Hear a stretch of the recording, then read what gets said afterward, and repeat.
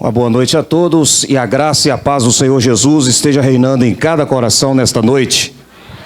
Irmãos, nós louvamos a Deus nesta noite porque a presença do Senhor é real no nosso meio. Onde estiver 2 ou 3 reunidos no meu nome, ali eu estarei. E o Senhor se faz presente aqui para receber o seu louvor, receber a sua adoração. Nós louvamos, nós adoramos a Deus e daqui a pouquinho nós vamos ouvir Deus falar conosco. O Senhor tem uma palavra para o seu coração. Eu quero, em nome da Igreja Batista Renascer, agradecer a todos os nossos amigos, os nossos irmãos, amigos que estão conosco, nos prestigiando com a sua presença, porque o desejo nosso é abençoar a sua vida, e eu louvo a Deus por vocês terem atendido esse convite, porque o tema que vai ser abordado hoje é de suma importância: família. Família no altar. O núcleo da sociedade mais bombardeado na face da terra é a família. E nós não podemos perder a base, não podemos perder os princípios morais, os valores absolutos da família. A família é uma instituição de Deus e nós temos que lutar com unhas e dentes para preservar a família. E Deus colocou no nosso coração para trabalharmos o ano de 2017 com a família. Estamos trabalhando com a união da família. E eu quero agradecer também a todos os pastores, presbíteros, evangelistas. Nós agradecemos a todos vocês pela presença de todos, em nome de Jesus Cristo. Fala com a pessoa do seu lado, olha, Deus tem uma palavra para você nessa noite. Graças a Deus. Sentado mesmo como você está, curva a sua cabeça e vamos orar. Vamos pedir ao Senhor para falar conosco, através do seu filho, através do seu servo. Vamos orar.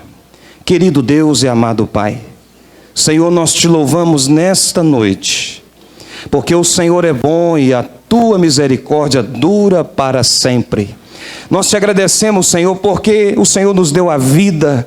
Estamos aqui porque, meu Deus, o Senhor sustenta a nossa vida. O Senhor está no controle de todas as coisas. Nós estamos aqui nessa noite porque o Senhor é o nosso Deus. O Senhor é o nosso Salvador. Meu Deus, agora te pedimos, fale aos nossos corações. Meu Deus, usa a boca do pregador e usa os ouvidos de tua igreja nessa noite, de todos que estão aqui, meu Deus, para receber do Senhor a tua palavra, que nós sejamos impactados, restaurados, renovados nessa noite, para a glória do Senhor. É o que nós te pedimos, em nome de Jesus Cristo. Amém e amém. Graças a Deus.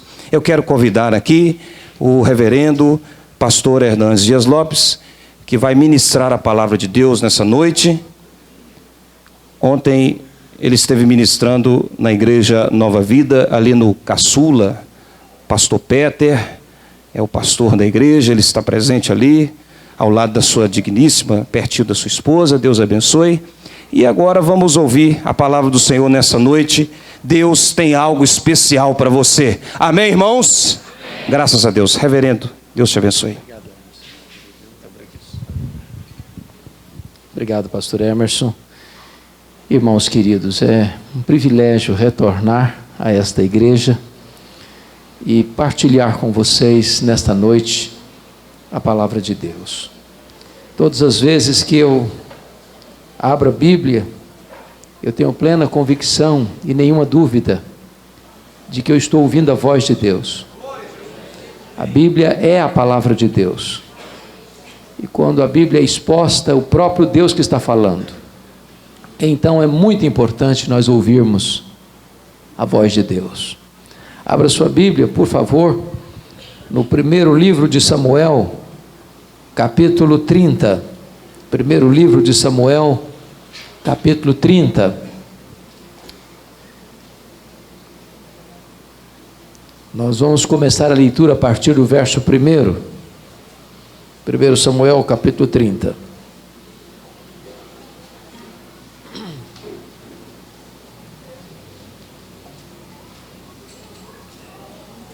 está escrito: sucedeu, pois, que chegando Davi e os seus homens ao terceiro dia a Ziclague, já os amalequitas tinham dado com ímpeto contra o sul Ziclague, e a esta ferido e queimado. Tinham levado cativas as mulheres que lá se achavam, porém nem a ninguém mataram, nem pequenos nem grandes. Então somente os levaram consigo e foram seu caminho. Davi e os seus homens vieram à cidade, e ele a queimada, e as suas mulheres e seus filhos e suas filhas eram levados cativos. Então Davi e o povo que se achava com ele ergueram uma voz e choraram, até não terem mais forças para chorar. Também as duas mulheres de Davi foram levadas cativas, Ainoã, jezreelita, e Abigail, a viúva de Nabal, carmelita. Davi muito se angustiou, pois o povo falava de apedrejá-lo, porque todos estavam em amargura, cada um por causa de seus filhos e de suas filhas. Porém Davi se reanimou no Senhor seu Deus.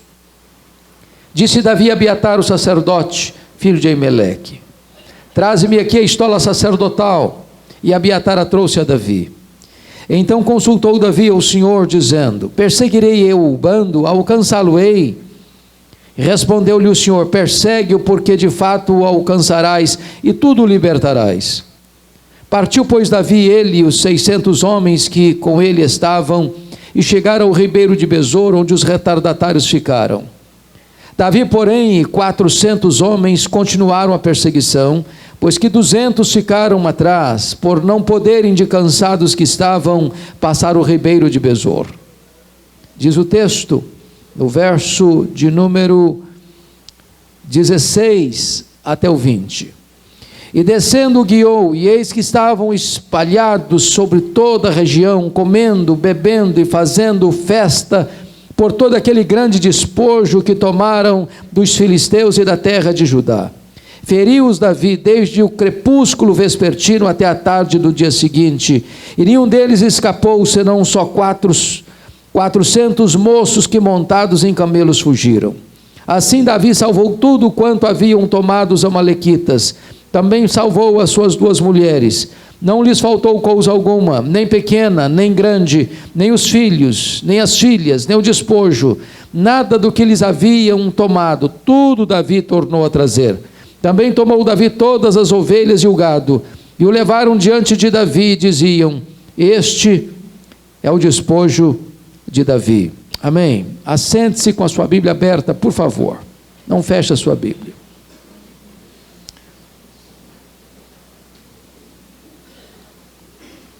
Um dos mais eminentes escritores da atualidade, recentemente falecido, chamado Alvin Toffler, no seu livro O Choque do Futuro, disse que a maior crise da humanidade não é a crise do terrorismo, não é a crise do petróleo, não é a crise internacional, não é a crise das guerras, não é a crise econômica, não é a crise ideológica, é a crise da família. A família é o maior problema da sociedade contemporânea. Como já foi dito, a família é atacada com armas de grosso calibre, com arsenal pesado. O inferno reúne toda a sua fúria para minar essa sociedade, essa instituição de Deus, que é a base da igreja e da sociedade também. É a crise do casamento, é a crise do divórcio, é a crise da infidelidade, é a crise dos relacionamentos entre pais e filhos, é a crise dos valores, é a crise da família que atinge de cheio a você e a mim, porque estamos vivendo dentro dessa sociedade. A família é atacada nas cortes, nos parlamentos, nos palácios, na mídia televisiva, no teatro, no cinema. Não há uma frente sequer no mundo em que a família não tenha sido alvo dos ataques mais terríveis. E esse texto que acabamos de ler retrata uma crise familiar. Porque o texto está nos informando que Davi está fugindo do seu sogro. O sogro está querendo matar o genro. Saul está louco. Saul está tomado por demônios. Saul não tem mais lucidez. Saul está cheio de ódio, de inveja e de ciúmes. E Davi não tem mais para onde fugir. Se escondeu nas cavernas, nos montes, pelos campos. Quando percebe que não tem mais para onde fugir de seu sogro, resolve então buscar asilo político fora de Israel. Resolve se abrigar debaixo das asas de um rei filisteu que historicamente era inimigo de Israel.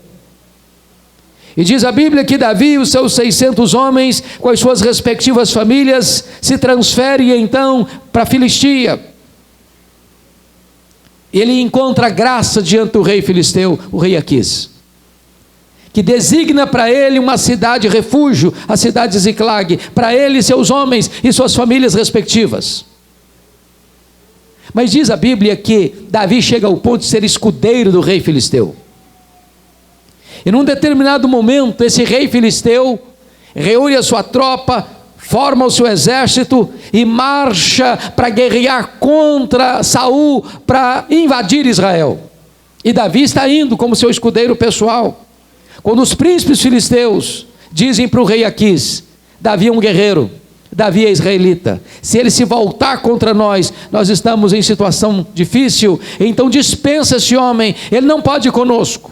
A contragosto, o rei Aquis dispensa Davi, e ele retorna com seus 600 homens para Ziclag, sua cidade refúgio, onde estavam as suas respectivas famílias. Quando chegam na cidade, descobrem que a cidade tinha sido atacada pelos amalequitas. Os amalequitas tinham queimado a cidade, tinham ferido a cidade, tinham saqueado a cidade, e tinham levado embora cativos, os filhos, as filhas e as mulheres. Quando os homens de Davi, juntamente com Davi, observam essa cena, eles começam a chorar. Os homens de Davi se revoltam contra Davi para matá-lo, para apedrejá-lo.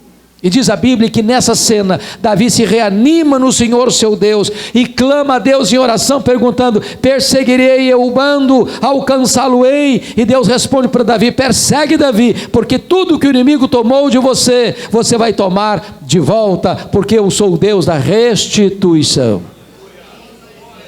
Esta cena, irmãos, nos enseja algumas lições que quero destacar a partir de agora. Esta é uma narrativa. Mas essa narrativa traz para nós algumas lições, porque na verdade isso é uma lição espiritual. Os amalequitas aqui são um símbolo do próprio diabo com as suas hostes atacando a família. E eu queria aqui destacar para você como é que é esse ataque, porque o nosso inimigo não tira férias, ele não descansa, ele não dorme. A nossa luta não é contra sangue e carne. Seu problema não é a sua mulher, não é o seu marido, não é a sua sogra, não é seu sogro, não são seus filhos, não são seus parentes. O seu problema é contra um inimigo que você não enxerga, mas é real, é maligno, é perigoso, é assassino, é ladrão, e ele veio para roubar, para matar e destruir. Como é que é o ataque desse inimigo? Esse texto ilustra isso para nós. Em primeiro lugar, irmãos, o ataque do inimigo contra a família está aí no versículo 1, é um ataque implacável. Olha aí, versículo 1, os amalequitas tinham dado com ímpeto. Sabe o que é ímpeto? É fúria, é um ataque implacável. Ele não vem apenas para ameaçar, ele não vem apenas para espantar, ele vem exatamente para destruir. E eu tenho rodado por esse Brasil afora, e você também tem tido notícias todo dia através da televisão, e através dos jornais, e através da sua experiência, quantas famílias estão sendo atacadas com fúria por esse inimigo. Quantos lares arruinados, quantos casamentos destruídos, quantas vidas completamente tomadas por esta fúria do inimigo que vem para destruir o casamento, para desfazer a família, para arruinar os relacionamentos. Eu estava pregando certa feita numa casa em Vitória, no Espírito Santo. E enquanto eu pregava, uma mulher chorava muito, convulsivamente. Quando eu terminei de pregar, eu fui conversar com aquela mulher e perguntei para ela: por que a senhora está chorando? Ela me disse: pastor, o diabo destruiu a minha vida. E eu perguntei: mas o que a senhora quer dizer? O que a senhora quer dizer com isso? Ela me respondeu: eu tinha uma família, era casada, meu marido e eu tínhamos um bom apartamento, uma boa condição financeira, tínhamos 2 filhos bonitos, mas não tinha paz na nossa casa. Havia um nevoeiro denso sobre a nossa família, havia uma tristeza crônica dentro da nossa casa, havia uma opressão maligna dentro do nosso lar. E ela me disse que um dia ela acordou apavorada com o grito dos seus filhos, e ela acordou assustada, o seu marido não estava do seu lado. Ela correu na direção do quarto, a porta estava trancada. Ela bateu a porta não se abriu. Ela arrombou a porta e se deparou com um quadro horrível. O seu marido estava apunhalando os seus próprios filhos. Quando ela entrou no quarto, o marido enterrou o punhal sobre o seu próprio peito e caiu sem vida sobre os corpos ensanguentados de seus filhos. Ela me disse: pastor, eu levei toda a minha família para o cemitério, o diabo destruiu a minha vida. Quantas pessoas que estão sendo arruinadas, porque estão sendo atacadas nesse ataque implacável do inimigo. Mas vejam vocês, em segundo lugar, no versículo 1 ainda, que os amalequitas feriram e queimaram a cidade. Você queima estruturas físicas, mas você fere pessoas. E há muitas pessoas feridas hoje na família, irmãos, feridas nas emoções, feridas na honra, feridas na alma, feridas, machucadas, amassadas, quebradas, desanimadas com a vida. Quantas pessoas que estão hoje entre nós sorrindo, mas há uma ferida aberta na alma. Quantas pessoas que estão cantando, mas as lágrimas estão como torrentes inundando o seu coração. Quantas pessoas que estão brincando e às vezes até nos happy hours da vida, a sexta-feira à noite, rasgando a cara, em gargalhadas ruidosas, mas quando põe a cabeça no travesseiro, não há paz, não há alegria, não há completa harmonia no seu coração, que estão feridas emocionalmente. Eu estava pregando num congresso em Patrocínio, aqui em Minas Gerais, certa feita, era um congresso de médicos e enfermeiras. E depois de uma palestra, uma enfermeira muito sorridente que recepcionava o congresso, olhou dentro dos meus olhos e me disse assim: o senhor está vendo esse sorriso bonito que eu tenho? E eu disse: é claro, é impossível não ver. E ela me disse: pois eu escondo atrás desse sorriso uma alma doente, um coração ferido. Esse sorriso é uma mentira.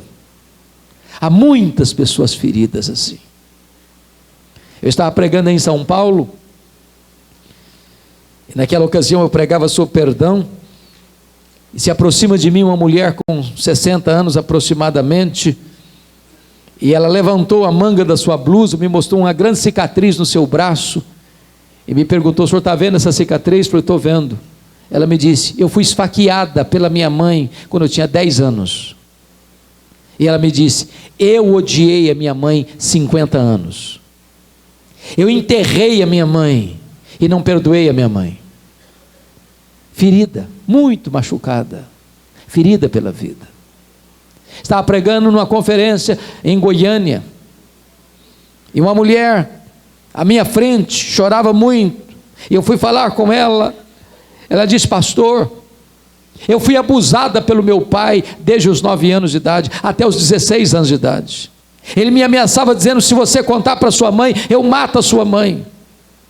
E ela ainda chorando me disse: o senhor sabe qual foi o dia mais feliz da minha vida, pastor? Eu falei: é claro que eu não sei. Ela disse: foi o dia que eu enterrei meu pai, foi o dia da minha independência, foi o dia da minha libertação. Aquela alma estava ferida, machucada pelos dramas da sua casa. Certa feita um líder da igreja me procurou e disse: pastor, o senhor não conhece a minha mãe? Eu sou filho mais velho. Minha mãe tem quase 80 anos.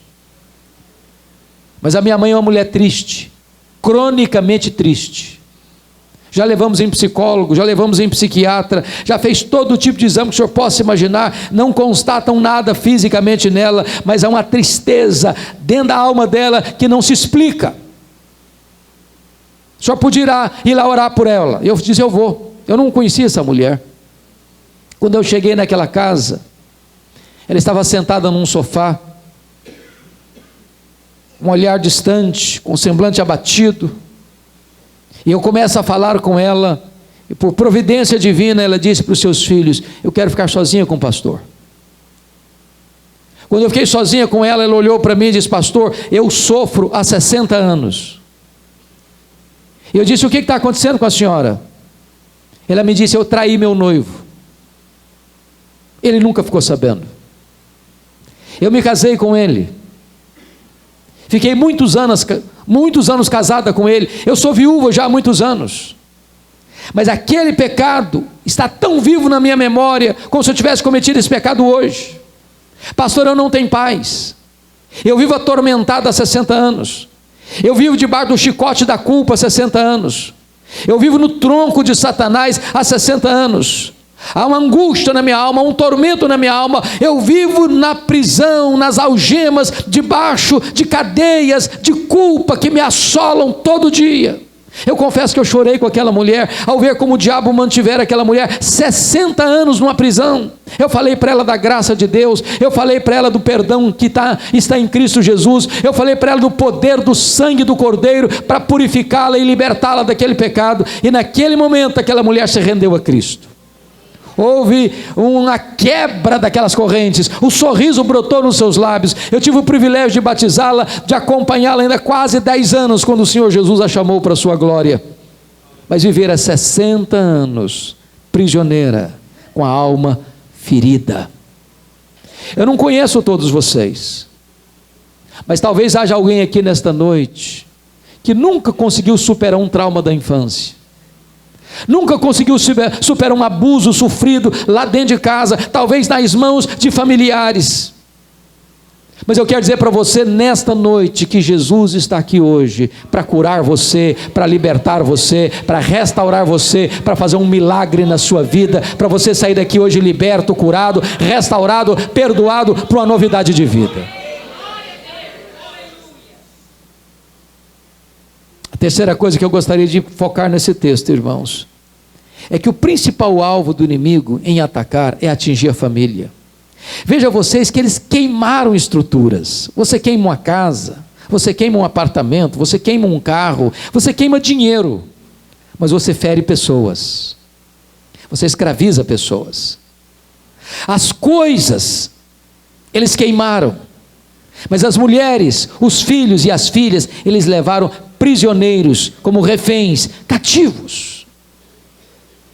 Porque quando você atinge a família, tudo se desfaz na sua vida. Um marido não pode estar bem se sabe que a sua mulher está prisioneira do inimigo. Os pais não podem estar bem se sabem que seus filhos estão nas mãos do inimigo.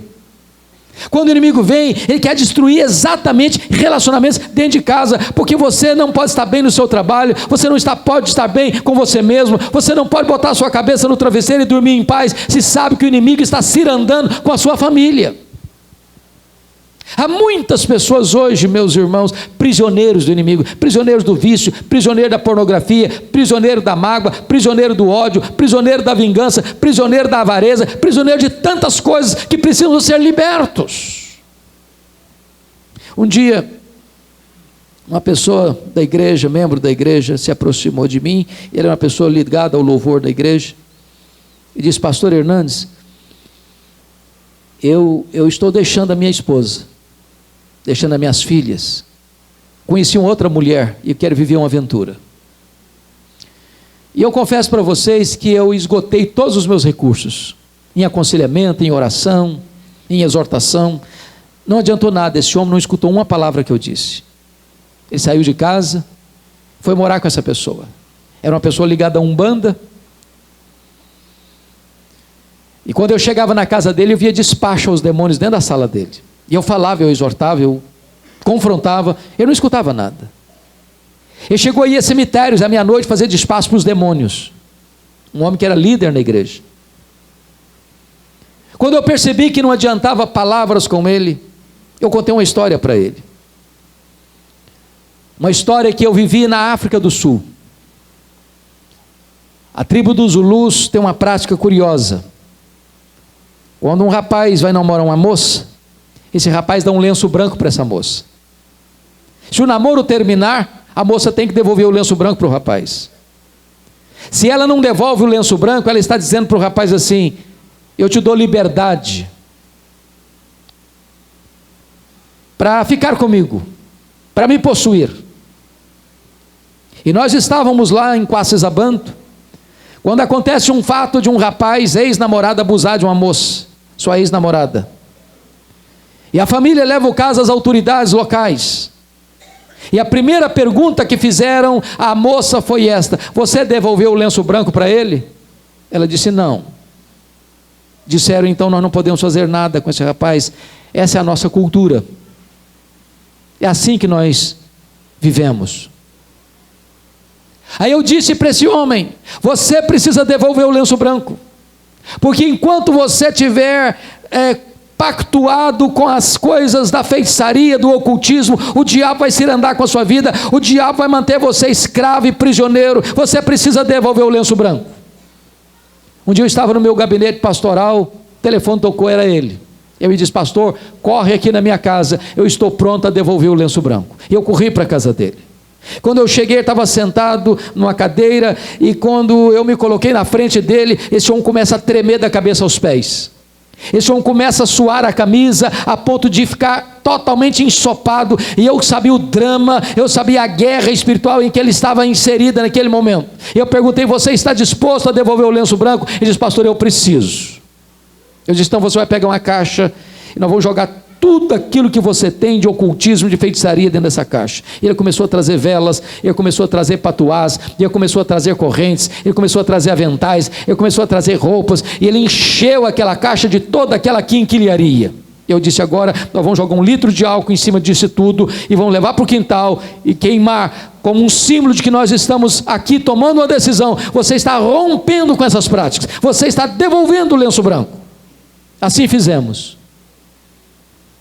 Aí ele pegou um palito de fósforo, riscou, não pegou fogo na caixa.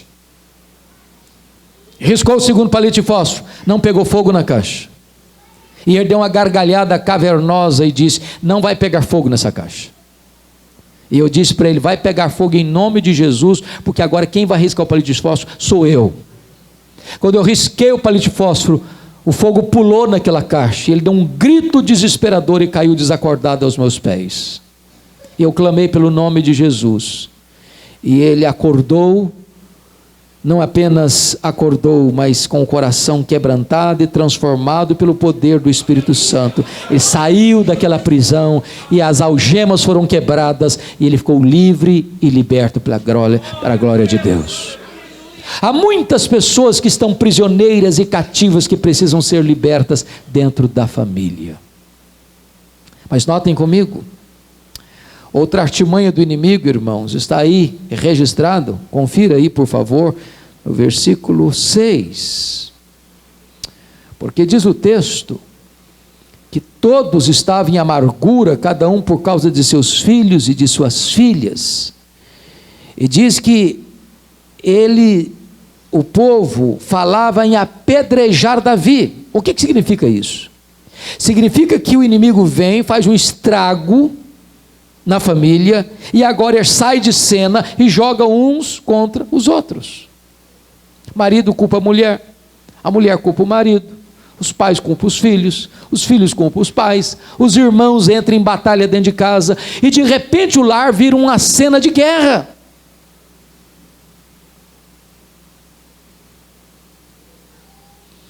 E eu quero dizer para você, meu irmão, que o seu problema, mais uma vez eu lhe digo isso, não é o seu marido, não é a sua mulher, não é o seu filho, não é a sua filha, não é o seu pai, não é a sua mãe.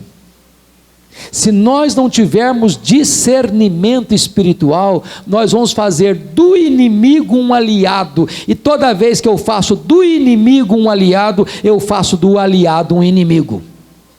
Pare de brigar dentro de casa, pare de criar batalhas dentro do seu lar, pare de fazer acusações ao seu marido, à sua mulher.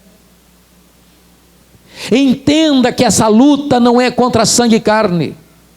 Entenda que você está lutando com inimigos terríveis, mas que não podem ser vistos, e portanto você não pode lutar contra eles com armas carnais, mas com armas poderosas em Deus, para destruir fortalezas e anular sofismas. Você precisa do revestimento do poder de Deus, você precisa da armadura de Deus, porque há determinadas batalhas na nossa família, irmãos, que nós não vencemos com argumentos, nós não a vencemos nos tribunais, nós vencemos quando nós entendemos que precisamos da força e do poder de Deus para discernir o que está acontecendo dentro da nossa casa. Mas em quarto lugar, irmãos, veja o ataque do inimigo, lá no versículo 16, diz que quando os amalequitas saquearam a cidade, queimaram a cidade depois, e levaram cativos os filhos, as filhas e as mulheres, eles se reuniram no acampamento e festejaram, e celebraram.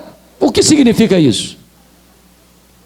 Significa que quando o inimigo consegue impor uma derrota à nossa vida, ao nosso casamento, aos nossos filhos, ao nosso cônjuge, à nossa casa, ele celebra essas vitórias. É claro que não tem clima para festa no inferno. O inferno é lugar de choro e ranger de dentes. Mas que o inimigo celebra quando ele impõe sobre nós uma derrota, isso ele celebra. Então a pergunta que eu faço nesta noite é essa: onde a sua vida está produzindo festa? No acampamento de Deus ou no arraial do inimigo? Deixa eu ilustrar isso para você. Vocês conhecem tão bem a história de Sansão. Lembram de Sansão? Sansão foi um milagre, porque o nascimento dele foi anunciado por Deus. A sua mãe era estéril. Ele foi criado de uma maneira muito precisa, porque seus pais se preocuparam com a formação dele antes de ser concebido. Ele nasceu para ser um libertador, um gigante.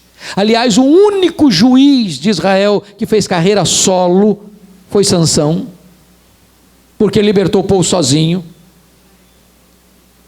Mas diz a Bíblia que esse moço ainda era nazireu, consagrado a Deus desde o ventre. E como nazireu, ele não podia fazer 3 coisas, lembram? Ele não podia tocar em cadáver, ele não podia beber bebida forte, ele não podia cortar o cabelo. Pois bem, diz a Bíblia que um dia Sansão está caminhando com seu pai, ele viu uma moça filisteia, o povo que oprimia Israel, e disse para o seu pai assim: papai, eu quero aquela moça para mim. Aí o pai disse: meu filho, mas essa moça é filisteia, essa moça faz parte do povo que nos oprime, essa moça não crê no mesmo Deus que nós cremos, essa moça adora outros deuses. E ele disse para o seu pai: eu quero esta, porque só desta eu me agrado. Nota de rodapé aqui, nota de rodapé. Eu não quero saber se o seu pai é quadrado ou redondo, se ele é doutor ou analfabeto. Escute seu pai e sua mãe na área de namoro. Escute.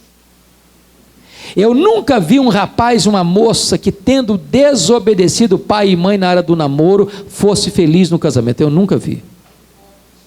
Nunca vi. Pois bem, Sansão não quis ouvir seu pai. Disse: pai, eu não quero papo, quero conversa. Diz a Bíblia que um dia Sansão está indo para a casa dessa moça, caminhando no meio de um olival, e um leão novo sai em cima dele. E ele pega esse leão novo e rasga esse leão novo como se rasga um cabrito. Eu acho engraçado, porque eu não consigo rasgar um coelho, quanto mais um cabrito ou um leão. Ele jogou do lado de fora da estrada. E no dia do seu casamento, ele lembrou dessa cena, passou por lá. E diz a Bíblia que quando ele está passando, se lembra, e pediu para o seu pai dar uma esperada, e ele entrou para dentro da vinha, e viu a caveira do leão morto, já estava seco. e tinha um enxame de abelhas dentro da caveira do leão morto. Ele enfia a mão lá dentro do leão morto, pega um favo de mel, começa a chupar esse favo de mel e ainda dá para o seu pai. Ele quebra aqui o primeiro voto de nazireado. Ele não podia tocar em cadáver. Ele procurou doçura naquilo que estava podre. Ele quebra um princípio espiritual aqui. Sabe por quê? Porque um pecado leva a outro pecado, um abismo leva a outro abismo. Quando você quebra um preceito aqui, você tem que quebrar um outro lá na frente para justificar o primeiro. Aí diz a Bíblia que vai para o casamento. Está dito lá que ele deu uma festa, e eu vou acrescentar a palavra de arromba, porque ele não quis ser diferente dos moços da sua época. Ele não teve peito para dizer: eu sou nazireu, eu sou crente, sou consagrado a Deus, a minha festa é diferente da festa do mundo, a minha festa é diferente porque eu sou um homem diferente, eu pertenço a Deus e a minha festa tem que ser coerente com aquilo que eu creio.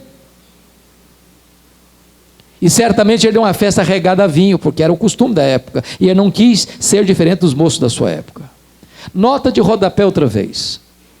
Eu não sei como é que acontece aqui em Patinga, pastor Emerson, mas eu tenho rodado o Brasil, e eu quero confessar para vocês que eu ando triste nesse quesito como pastor.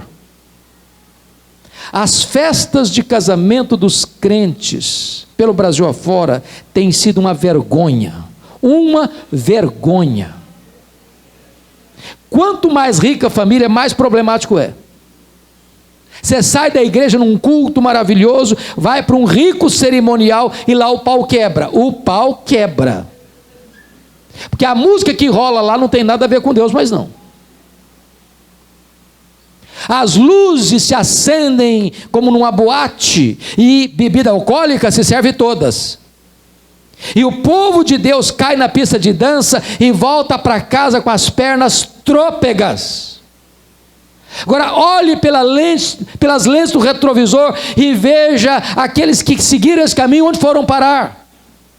Irmãos queridos, a secularização está entrando nas famílias e nas igrejas. Nada é proibido mais, nada tem nada a ver mais. A igreja está copiando o mundo, e o mundo está entrando na igreja, e aqueles que são consagrados a Deus não têm peito para dizer o seguinte: a minha festa é diferente. Tem gente que diz: ah, pastor, mas vai ter gente muito importante no meu casamento. Se eu não servir uma cervejinha, se eu não servir um vinho, se eu não servir uma bebida alcoólica, vai ficar muito sem graça. Meu irmão, deixa eu dizer uma coisa para você: você é o dono da festa. Que se tome água e guaraná. Você tem que ter coragem para dizer: eu sou crente, eu tenho compromisso com Deus, eu sou consagrado a Deus, e o meu casamento vai ser diferente. Você não precisa ter bebida alcoólica, você não precisa ter música maluca para fazer uma festa bonita. Diz a Bíblia que Sansão, nesse casamento, aliás, devia ir para o livro dos Guinness, porque nem lua de mel ele teve. Nem lua de mel. Ele propôs uma brincadeira de mau gosto no casamento, e ele teve que sair da festa para matar 30 homens filisteus. Tem graça um negócio desse? Quando ele volta dessa matança, o sogrão dele tinha dado a mulher dele para outro homem. Ele ficou tão irritado que ele sai dali e incendeia as campinas dos filisteus. Os filisteus o prenderam e ele matou 1000 filisteus com a queixada de jumento. E ele desce a Gaza, e ele, que era um homem cheio do Espírito Santo, vai se deitar com a prostituta. E diz a Bíblia que ele sai de Gaza com os portões da cidade nas costas e com o pecado da cidade no coração. E agora ele vai deitar no colo de Dalila, e vai propor outras brincadeiras sem graça de novo. E a Bíblia diz que ele já tinha se livrado 3 vezes da brincadeira ruim que ele tinha proposto para Dalila, acerca da sua força, até que ele abre o coração para ela e diz: não, eu sou nazireu, se cortar o meu cabelo, a minha força se vai. E diz a Bíblia que então ele se deita no colo de Dalila, e ela manda os filisteus cortarem o cabelo dele. E quando ela disse: os filisteus vêm contra ti, Sansão, ele diz: ainda desta vez eu me livrarei. Livrou nada. Cuidado com o pecado. Você se livrou da primeira, você se safou da segunda, você se livrou da terceira, na quarta você pode ficar, porque só o louco zomba do pecado. Diz a Bíblia que Sansão é luz, sol, ficou nas trevas. seus olhos foram vazados. Libertador, ficou cativo. Foi levado para o templo de Dagon.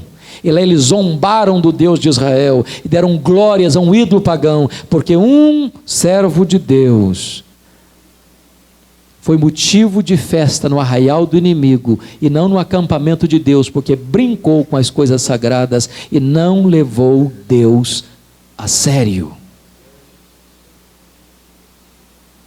Meus irmãos, eu tenho visto coisas tão estranhas por aí afora, de crentes que vão buscar seus filhos adolescentes 3, 4 horas da madrugada na boate. Eu tenho que cuidar dos meus filhos. Como é que eu posso deixá-los voltar sozinhos? O problema não é buscar o filho 4 horas da madrugada, o problema é deixar o filho na boate. O problema é você se conformar com esse século. Você não criou filho para o cativeiro, não. Você não criou filho para o mundo, não. Você não criou filho para servir o diabo, não. Você criou filho para a glória de Deus. Seus filhos são herança de Deus. Seus filhos são propriedade exclusiva de Deus. E lugar de jovem curtir a vida é no altar de Deus.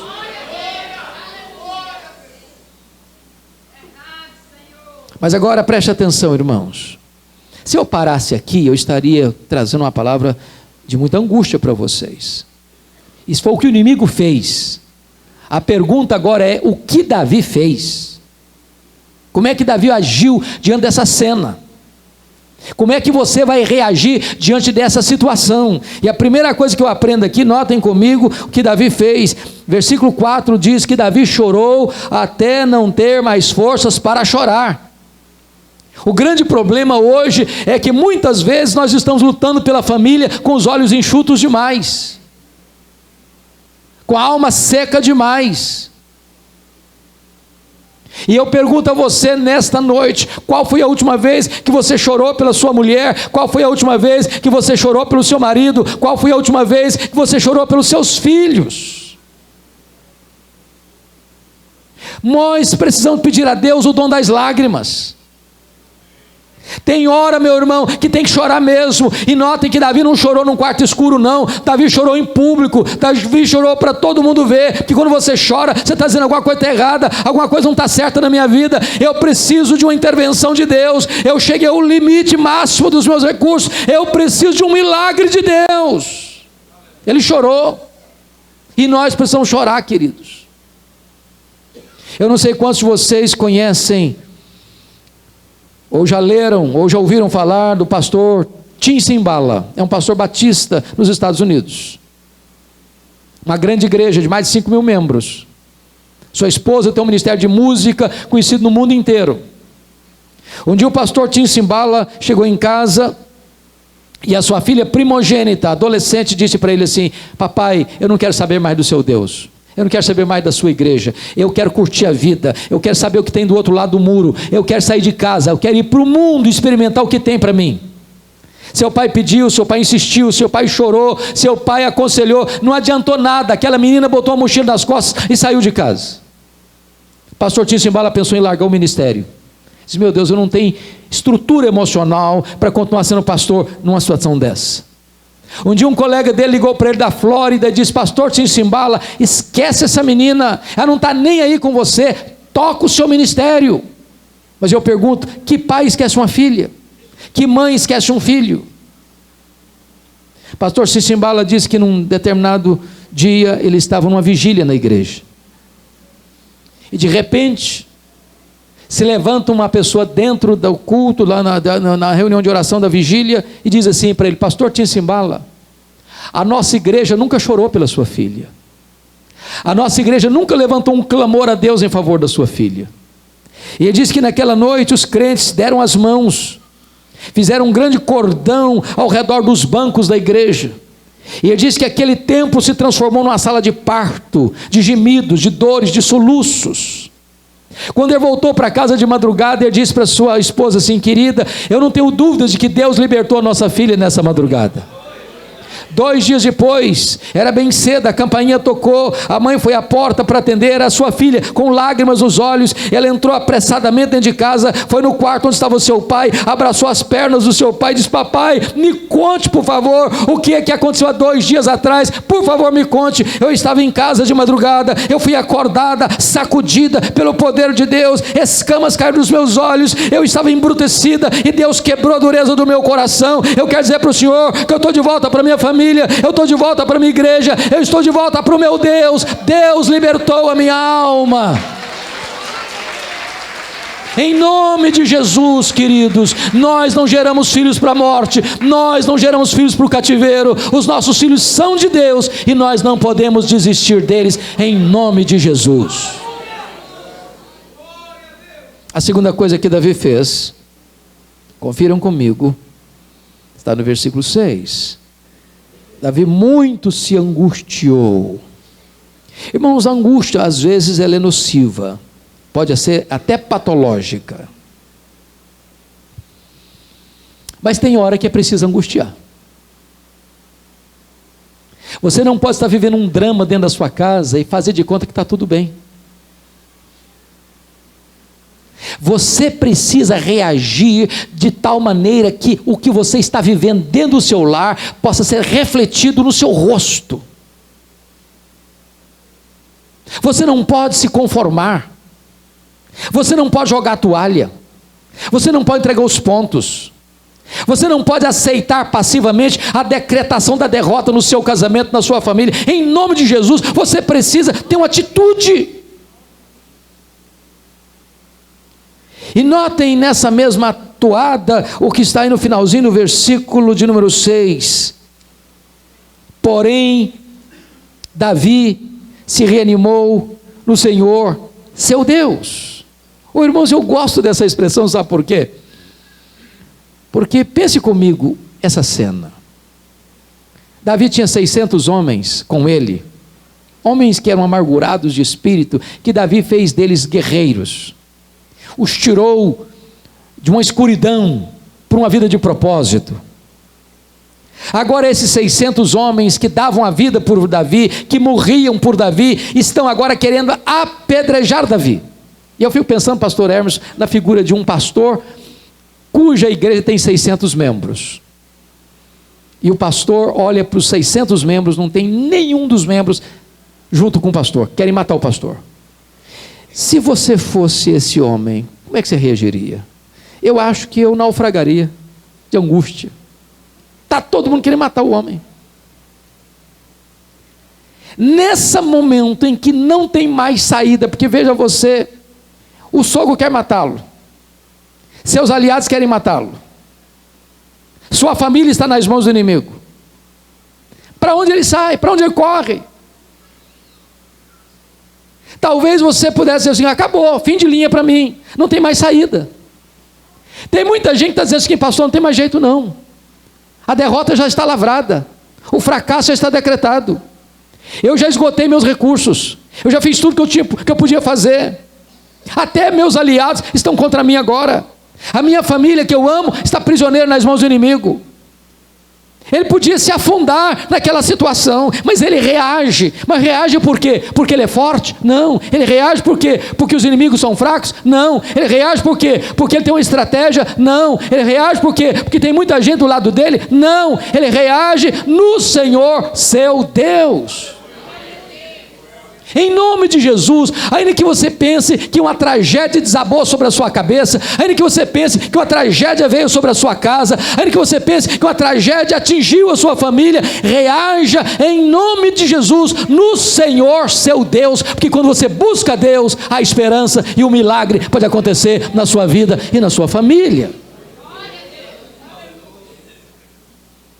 Aliás, quando você está no fundo de um poço, só tem uma direção para olhar, é para cima, é para cima, é para Deus. E Deus é especialista em fazer milagre quando todos os nossos recursos acabam. É quando você decreta a sua falência que você está se candidatando a um milagre de Deus. Enquanto você tem força em você mesmo, enquanto você acha que você está no controle, enquanto você pensa que você está administrando a sua crise, enquanto você acha que é você que está no comando e sabe o que fazer, você corre o risco de enfrentar muitas decepções. Mas quando você coloca tudo nas mãos de Deus, diz: Deus, ou o Senhor faz um milagre ou eu pereço, então você há de experimentar a intervenção milagrosa de Deus na sua vida e na sua família. Deixa eu ilustrar isso para você.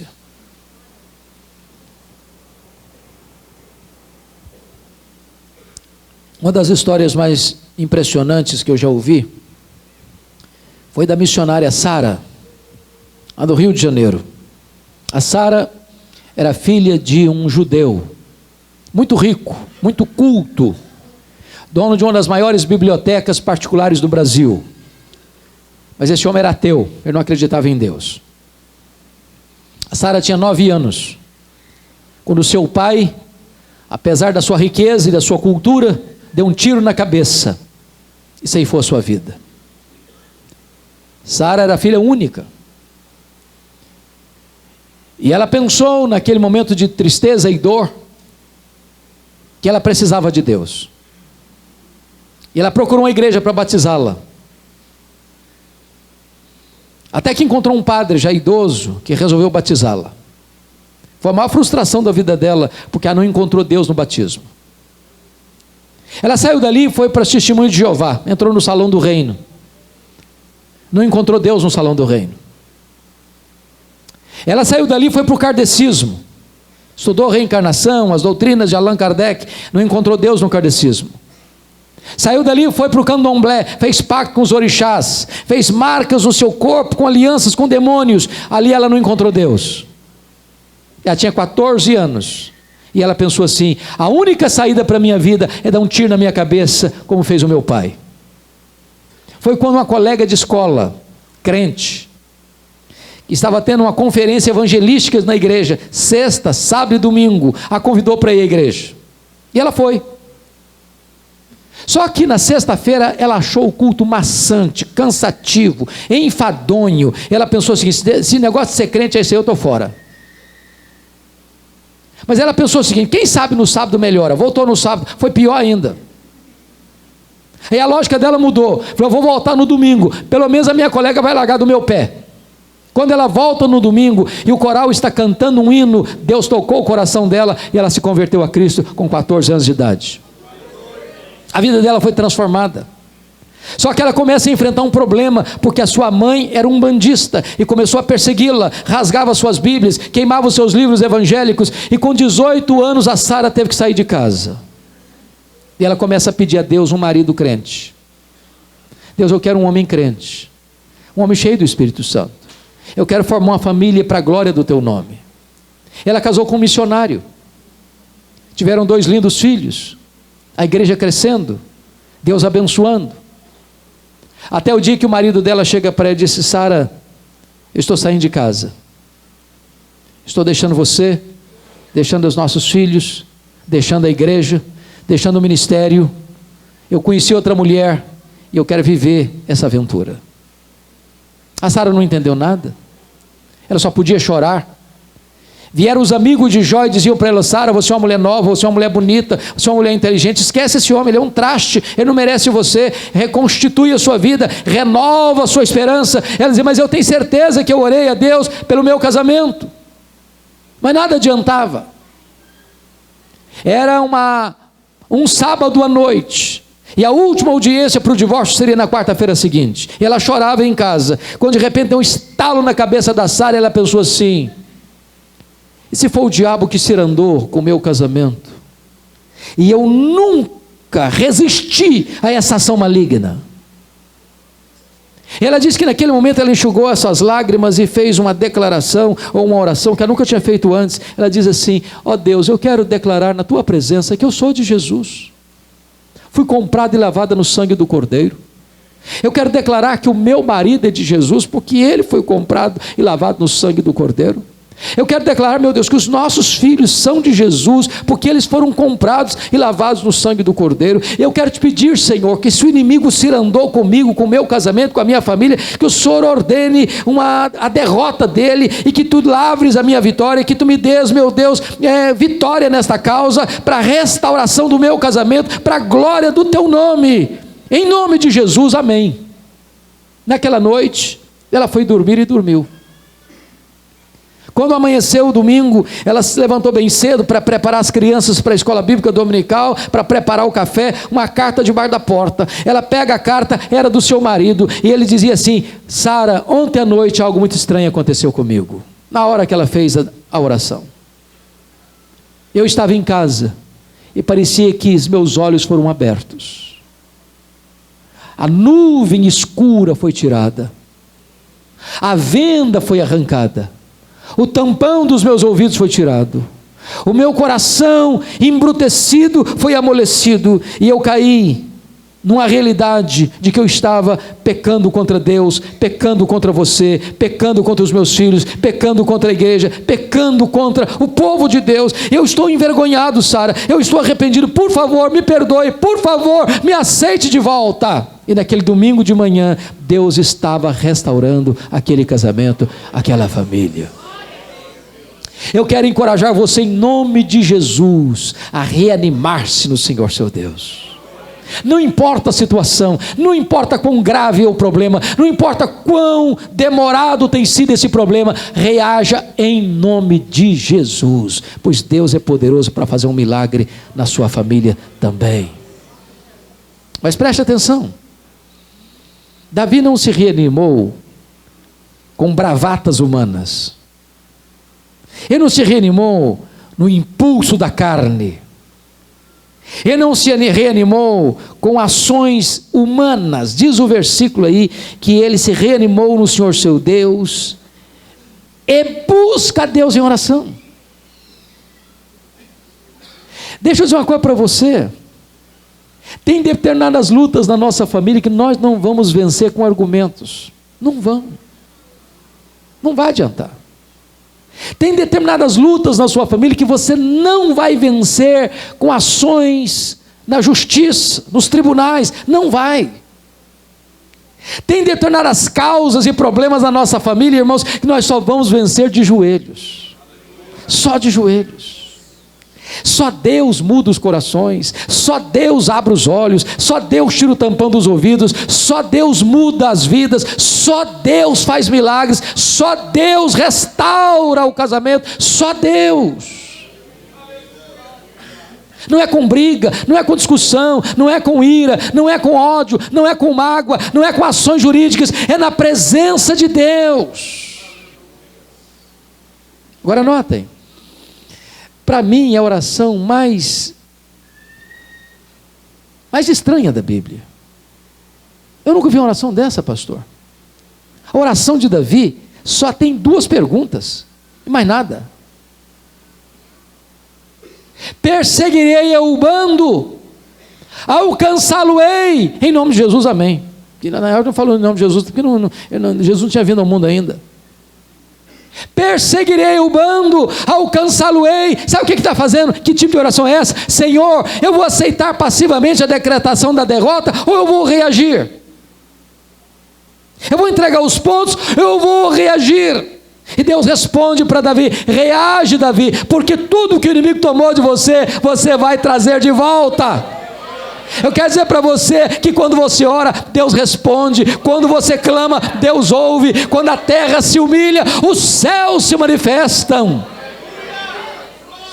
Agora notem mais: Deus não prometeu para você ausência de luta, Deus prometeu para você vitória certa. Deus não prometeu para você caminhada fácil, Deus prometeu para você chegada segura.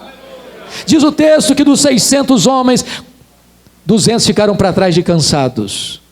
Mas se você tem a promessa de vitória, você avança, você não abre mão, você não desiste, você não entrega os pontos, você não joga a toalha, você crê que Deus vai prometer e cumprir o que Ele falou para você.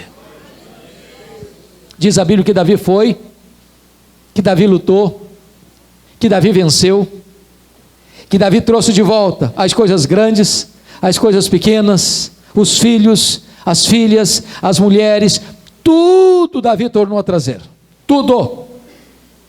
E eu quero dizer para você hoje o seguinte: o que é que você tem, que foi dado a você, que precisa ser tomado de volta?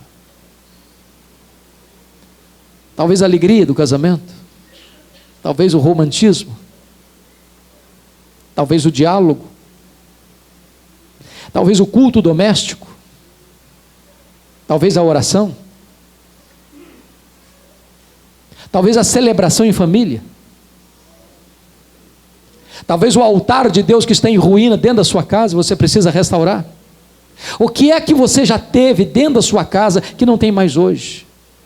Tome de volta em nome de Jesus. Não deixe nada nas mãos do inimigo em nome de Jesus. O Deus a quem estamos servindo nesta noite é o Deus da restituição, e Ele pode trazer de volta aquilo que o inimigo tomou de você em nome de Jesus. E eu queria terminar evocando o texto de Êxodo para ilustrar esse ponto. Vocês se lembram que quando Israel estava saindo do Egito, Faraó tentou 4 alternativas para reter o povo no Egito. O livro de Êxodo é o livro mais importante de batalha espiritual na Bíblia, porque Faraó é um símbolo do diabo, o Egito é um símbolo do mundo, a escravidão é um símbolo do pecado, e o Êxodo é um símbolo da redenção. A primeira proposta de Faraó para Moisés está lá no livro de Êxodo, capítulo 8, versículo 25. Não precisa sair do Egito não, Moisés. Sirva a Deus aqui no Egito mesmo. Levanta altares aqui no Egito mesmo. Para que sair?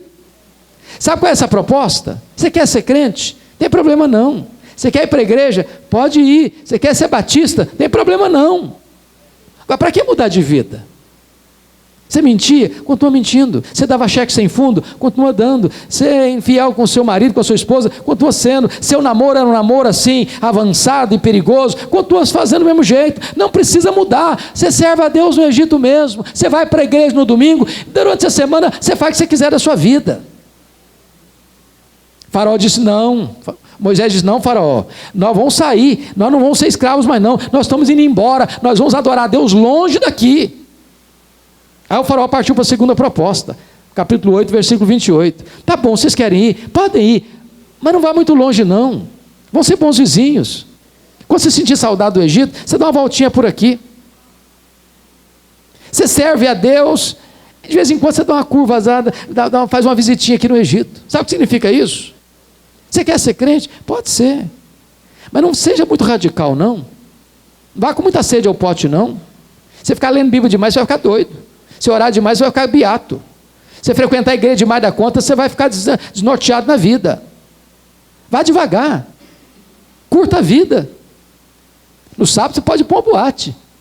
Vai tomar uma cervejinha com seus colegas. Quando você fizer um churrasco, rega isso a bebida. Você tem que curtir a vida. Moisés disse, não, Faraó, nós não vamos ficar aqui no fio da navalha não, nós vamos embora. Não queremos paquerar o mundo não, não queremos flertar com o pecado não, não queremos ficar aqui sendo bons vizinhos não, nós somos de Deus, nós somos livres e nós vamos embora. Meu irmão, em nome de Jesus, se você é crente, seja crente de verdade. Se você é de Deus, então se coloque na presença de Deus. Aí o Faraó disse, tá bom, vocês querem ir embora? Tá bom, pode ir embora. Terceira proposta. Vocês aí de cabecinha branca podem ir embora. A moçada, os jovens, ficam no Egito. Vocês servem a Deus, e os filhos de vocês servem o Egito. É a ideia de dividir a família. É a ideia de que jovem precisa curtir a vida. É a ideia de que a vida passe, a mocidade passe. Se você não curtir a sua mocidade, você não vai curtir hora nenhuma. Deixa eu dizer para você um fato curioso. Um dia, fui convidado para pregar numa das grandes igrejas do Brasil, não vou falar o nome da cidade, não precisa, a convite dos jovens para pregar sobre santificação. Quando eu terminei de pregar, um grupo de jovens da liderança me chamou pelo braço, me puxou pelo braço, me levou para dentro do gabinete pastoral, e o jovem botou o dedo no meu nariz e disse: o senhor é um homem retrógrado. O senhor está pensando o quê? Nós somos jovens universitários. Qual é o problema da gente ir na boate? Qual é o problema da gente ir tomar nossa cervejinha no sábado? Nós somos jovens, a juventude passa. Se a gente não aproveitar agora, não aproveita nunca mais. Domingo nós estamos na igreja. Quase me bateram. Aí eu olhei para os moços e disse assim: olha, filhos, eu só tenho duas coisas para dizer para vocês e eu estou indo embora. A primeira coisa que eu tenho para dizer para vocês está lá em 1 Coríntios 10, 31. Portanto, quer comais, quer bebais, quer façais qualquer outra coisa, fazei tudo para a glória de Deus. Então eu disse o seguinte: quando vocês forem para a boate, vocês podem ir, mas tem que ser para a glória de Deus. Quando vocês estiverem tomando todas, tem que ser para a glória de Deus. Se vocês conseguirem fazer isso para a glória de Deus, façam. Eu duvido que consigam. E a segunda coisa que eu quero dizer para vocês está em Colossenses 3,17: e tudo que fizerdes, seja em palavra, seja em ação, fazer em nome de Cristo, dando por isso graças a Deus Pai. Então quando você for para a boate agora, você chega lá e diz assim: louvado seja Deus, eu estou aqui, em nome de Jesus, e graças a Deus porque eu estou nessa. Quando você estiver tomando todas, você diz assim: graças a Deus eu estou tomando todas, e louvado seja o Senhor. Quando você estiver naquele namorozinho sem vergonha, você tem que dizer: graças a Deus que eu estou nesse namorinho sem vergonha aqui, e louvado seja Deus. Se você conseguir, vá em frente, e até logo. E fui embora. O que eu jamais podia esperar, jamais mesmo, é que 10 anos depois eu voltasse à mesma igreja, a convite, é claro. Não sou louco. Quando eu chego na igreja, uma irmã me faz uma pergunta que não deveria fazer jamais para um pastor. Nunca uma pessoa devia fazer essa pergunta para um pastor. Ela me perguntou assim: pastor, o senhor lembra de mim? Por favor, não faça essa pergunta a nenhum pastor. Você constrange o colega. Eu olhei para a irmã, tornei a olhar, falei: só me perdoa, mas não lembro não. Ela disse assim: eu sou mãe daquele rapaz que botou o dedo no seu nariz. Falei: vou apanhar de novo agora. Eu perguntei: e o seu filho, como é que ele está? Ela me disse: pastor Hernandes, Deus mudou a vida do meu filho naquele dia que o senhor o confrontou. Meu filho é um homem de Deus hoje. Meu filho precisava ser confrontado. Meu filho é um homem cheio do Espírito Santo. E eu quero dizer para você, jovem que está me assistindo: lugar de jovem curtir a vida não é no mundo. Lugar de jovem curtir a vida é na presença de Deus. Porque é na presença de Deus que tem plenitude de alegria e delícias perpetuamente. Mas aí o faraó partiu para a quarta proposta. Está lá no capítulo 10, versículos 24 a 26. Quando ele disse assim para Moisés: Moisés, tá bom, vocês podem ir embora, mas os rebanhos de vocês ficam. Vocês servem a Deus, e o que vocês têm fica no Egito, servindo ao Egito. Sabe qual é essa ideia? Você serve a Deus, mas o seu dinheiro não. E eu vou dizer uma coisa muito solene para você aqui hoje: se o seu bolso ainda não está convertido, provavelmente o seu coração também ainda não está. Você conhece crente que é mão de vaca, que é pão duro, que é avarento? Você conhece crente que nem dizimista é, que não entrega nem o de Deus? Você conhece crente que parece ter uma jararaca no bolso? Deixa eu dizer uma coisa para você: a Bíblia diz assim: onde estiver o teu tesouro, aí também estará o teu coração. Não dá para você servir a Deus e o seu dinheiro não servir. Porque quando você é convertido, você vai por inteiro, tudo é de Deus. A casa que você mora é de Deus, o carro que você anda é de Deus, o salário que você recebe é de Deus, a saúde que você tem é de Deus, as propriedades que você tem são de Deus, tudo é de Deus. Tudo é de Deus. Aliás, Pense nisso. Deixa eu dar uma dica para vocês aqui, que eu acho assim, muito importante. Quem sabe você amanhã vai ir num souvenir, numa loja bonita, compra uma jarra bem bonita, pode ser de vidro, mas se você for requintado, compra de cristal mesmo. Bota na sua sala. Só uma coisa, você não vai botar flor nela não, você vai botar terra, só terra, para você olhar para essa jarra todo dia e lembrar-se de duas coisas. Primeiro, de onde você veio? Você veio do pó. Segundo, para onde você vai? Você vai voltar para o pó. Sabe o que é a sua vida? É apenas um traço entre pó e pó. Você não apenas veio do pó, você não apenas voltará para o pó, você é pó.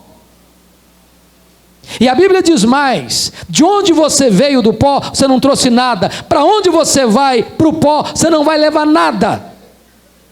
Então, conclusão, você não é dono de nada. Quem é dono de tudo é Deus. Você é apenas mordomo do dono. Se o dono é generoso, a única maneira de você ser fiel ao dono é sendo generoso com o que é do dono. Então a proposta de Faraó é muito perigosa. Deixar o seu dinheiro servindo ao mundo.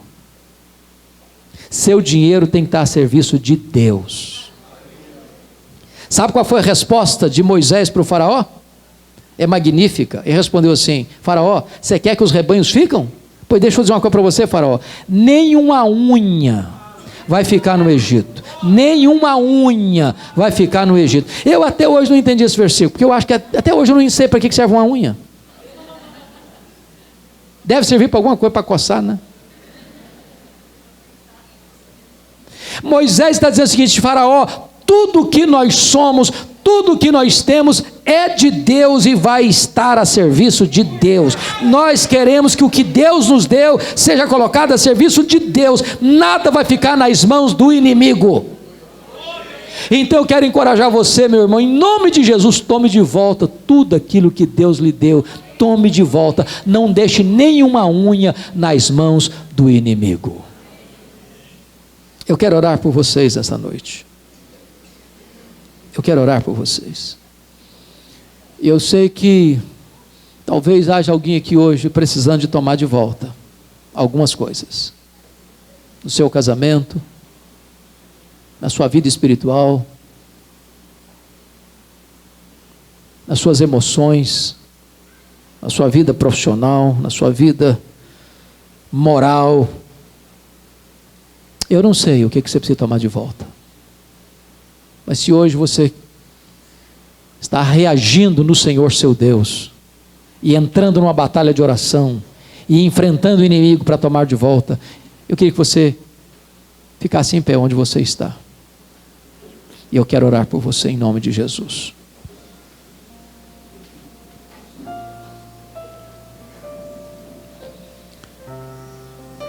Senhor Deus, aqui está o teu povo, a tua igreja, as ovelhas do teu rebanho, aqueles por quem Cristo verteu o seu sangue. Aqui estão aqueles que são templo da tua habitação, são a menina dos teus olhos, a tua herança, a tua delícia em quem tu tens todo o teu prazer. Ah, meu Deus, sonda os corações nesta noite. E permita, Pai, que hoje, agora, decisões sejam tomadas. Porque nós não somos aquilo que sentimos. Nós não somos aquilo que falamos. Nós somos aquilo que fazemos. Que decisões sejam tomadas. Para que aquilo que foi tomado de nós, saqueado de nós, espoliado de nós, seja tomado de volta. Nós não temos forças, Deus. Nós não temos estratégias. Mas nós cremos de todo o nosso coração que Tu és o Deus que responde orações. Tu és o Deus que intervém. Tu és o Deus que luta as nossas guerras. Tu és o Deus que despedaça a lança e quebra o arco. Tu és o Deus que dá poder à tua igreja. Tu és o Deus que nos reveste com a armadura. Tu és o Deus que entra na casa do valente, tira a armadura do valente e saqueia a casa do valente. Glória ao teu nome, porque tu és Deus de vitória. Então eu te peço agora, Pai, se há alguém aqui com um casamento abalado, que esse casamento seja restaurado em nome de Jesus. Se há alguém aqui pensando em divórcio, que essa decisão seja retrocedida e se pense em reconciliação. Se há alguém aqui, meu Deus, que tem uma situação amarga, onde precisa exercitar perdão, que tu dês espírito de perdão, que tu dês a bênção da reconciliação. Se há alguém aqui, Senhor, distante da família, filho, filha, que saiu de casa, que se rebelou contra os seus pais, que os pródigos voltem para casa em nome de Jesus. Se há alguém nesta noite, Senhor, que está doente da alma, das emoções, que tu terapeutizes essa alma, que tu regues esta cabeça com o óleo do Espírito Santo, que tu tragas cura, que tu tragas libertação, que tu tragas restauração, que tu tires esta alma do fosso da angústia em nome de Jesus. Se há alguém aqui, Senhor, enfermo, se há alguém aqui com diagnóstico sombrio, que tu ponhas a tua mão de cura, que tu ponhas a tua mão de restauração. Se há alguma mulher aqui, Senhor, que está fazendo tratamento, com desejo de ser mãe, mas é estéril, a tua palavra diz que tu és o Deus que faz com que a mulher estéril seja alegre mãe de filhos. Manifesta o teu poder e a tua glória e dê vitória a estas mulheres em nome de Jesus. Traga paz, traga alegria, e que o teu povo volte em paz para casa, reconhecendo que tu és o Deus da restituição. Louvado é o teu nome, em nome de Jesus. Aleluia. Amém. Eu entrarei longe do Santo dos Santos, não sei mais viver. Aleluias. Deus nos abençoou muito com essa palavra. Quantos foram abençoados? Amém. Neste momento nós vamos orar pela vida do reverendo, pela sua família, pela sua esposa, o Demilta, e pelos seus filhos. Ele tem um casal de filhos. Vamos orar para que Deus continue abençoando a família do pastor Hernandes, que o Senhor continue sustentando a vida dele com muita saúde, muita graça, para continuar servindo ao Senhor e abençoando essa nação brasileira, em nome de Jesus. Estenda suas mãos aqui à frente e oremos pela vida dele. Eterno Deus e soberano Pai, meu Deus, neste momento também nós queremos pedir uma bênção especial para a vida do teu filho. Senhor, continua sustentando o ministério que o Senhor colocou em suas mãos. Meu Deus, abençoe a sua esposa, a nossa irmã Demilta. Pai querido, continua sustentando, Senhor, também a sua filha, a tua esposa, a esposa do teu servo. Pai, abençoe, Senhor, também os seus filhos. Deus, são jovens, mas, meu Deus, precisam da tua graça, precisam da tua poderosa mão sobre a vida deles, em todas as áreas. Meu Deus, também abençoe o Ministério Luz para o Caminho. Abençoa, meu Deus, todos os projetos que o Senhor colocou nas mãos do teu filho, no coração do teu servo. Continua, meu Deus, abençoando, e que continue sendo profícuo, continue sendo frutífero para a glória do teu nome, Senhor. Nós te agradecemos pela vida do teu servo. Meu Deus, abençoa ele com muita saúde, meu Deus, com muita graça, muita paz. Em nome de Jesus Cristo, teu filho estará retornando amanhã, meu Deus, para a cidade de Campinas. Que o Senhor abençoe, ó Deus, como o Senhor abençoou a vinda e a estadia, e agora abençoará o retorno. Nós te agradecemos em nome de Jesus Cristo. Aplauda ao Senhor. Graças a Deus. Amém. Graças a Deus.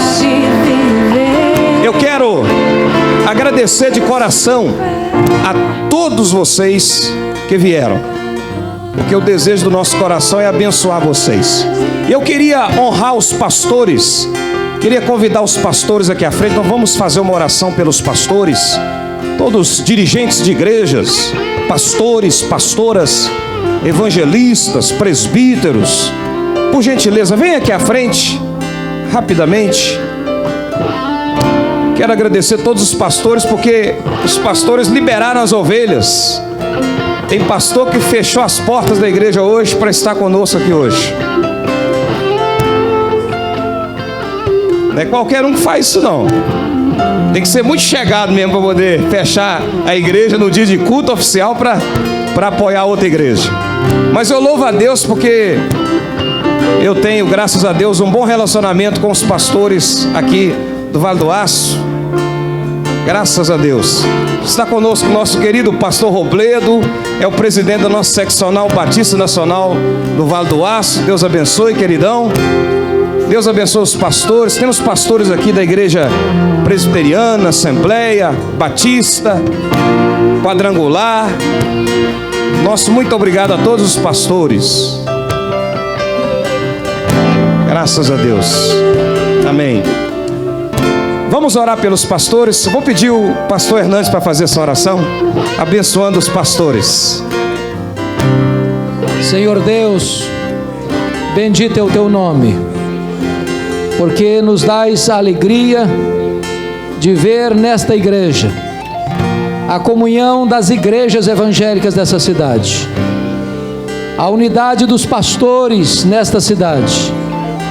E nós oramos para que tu revistas com o poder do Espírito Santo os teus servos e as tuas servas, para que com sabedoria, com humildade, com amor, com zelo, com fidelidade, possam apacentar as ovelhas de Cristo, possam pregar a tua palavra com integridade, com autoridade, com o poder dos céus, para que muitas pessoas sejam convertidas, para que muitas sejam restauradas, para que a tua obra avance nesta cidade, para que o teu reino alargue as suas fronteiras nessa cidade, para que a tua glória se manifeste nessa cidade.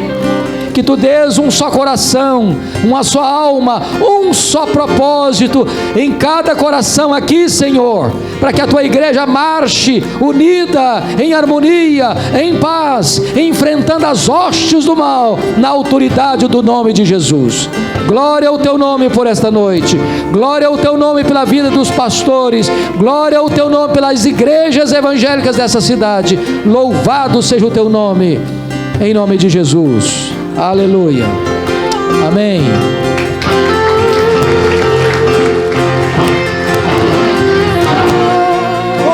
No Santo dos Santos, em outro lugar, não sabe viver, e onde estiver, clama pela glória, a glória de Deus.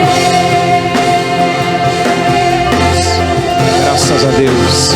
Quem já pisou no Santo Aleluias. dos Santos, Glória a Deus. em outro lugar, Aleluias. não sabe Nós vamos fazer mais uma oração para concluirmos este culto. E após o culto, você vai cumprimentar o seu irmão, pessoas que você tem muito tempo que não vê. E irmãos, tem uma cantina lá na praça. A gente já recebeu o alimento espiritual, agora tem um alimento para o seu corpo, tá bom? Então prestigia a nossa cantina, tá ali na praça, tá bom? Reúna a família, os amigos aí, faz aquele lanchinho especial.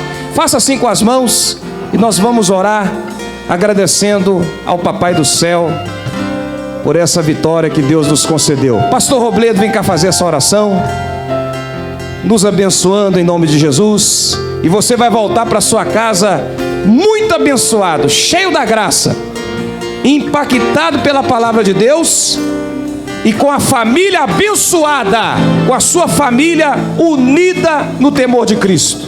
Aleluias.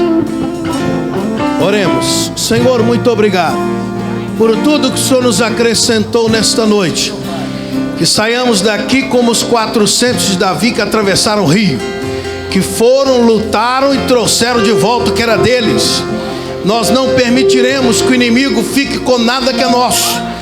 fique com nada que seja da nossa família, e nenhum cansaço vai nos impedir de buscar de volta. Atravessaremos o rio e traremos o que é nosso para a sua glória, em nome de Jesus. Meu Deus, leva em paz o seu povo debaixo da tua graça e da tua proteção. Que o grande amor de Deus o Pai, a graça de Jesus, a comunhão e consolação do Espírito Santo seja com todos hoje e sempre. Amém e amém. Não saia sem dar um abraço na pessoa perto de você. Deus abençoe.